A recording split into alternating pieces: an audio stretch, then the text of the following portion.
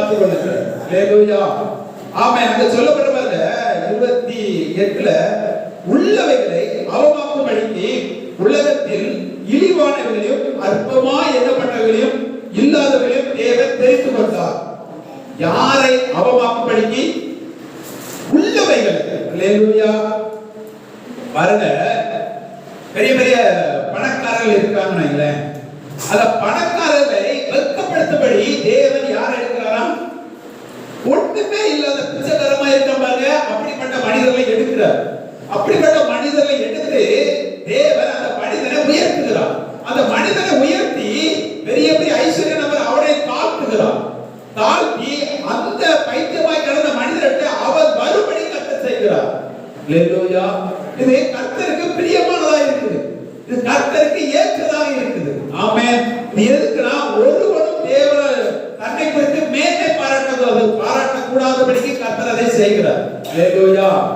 நான் இப்படிலாம் இருந்ததனால் இப்படி நடந்தது, என்னுடைய ஞானத்தினால் இது கட்டப்பட்டுச்சு, என்னுடைய சம்பாத்தியத்தினால் இது கட்டப்பட்டுச்சு, என்னுடைய பேச்சு திறமையினால் இந்த சபை வளர்ந்துச்சு, அப்படி யாருமே மேன்மை பாராட்டக்கூடாதபடிக்கு நாம் எல்லாருமே இதுக்கு விரோதமாக இருந்தோம். அல்லேலூயா.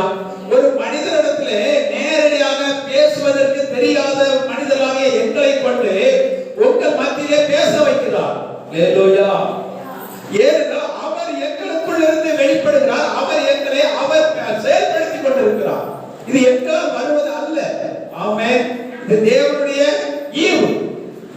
29 பாட்டுங்க, மாம்சமான எவரும் தேவனுக்கு முன்பாக பெருமை பாராட்டாதபடிக்கு அப்படி செய்தார். அல்லேலூயா. யாருமே மாம்சமான யாவரும் பெருமை பாராட்டாதபடி, நான் இப்படி எல்லாம் பண்ணினேன், அதனாலதான் இந்த சபை வளர்ச்சிக்கு நான் காரணம், இந்த சபை வளர்ச்சிக்கு இவங்க தான் காரணம், அப்படி எதுலையுமே நம்ம பெருமை பாராட்டக்கூடாதபடிக்கு தேவன் ஒதுக்கப்பட்டவங்க அற்பமா எண்ணப்படுறவங்களை கர்த்தர் கூட்டி சேர்க்கிறார். அல்லேலூயா. அவங்களை கொண்டு பெரிய பெரிய காரியங்களை செய்கிறார். ஆமென்.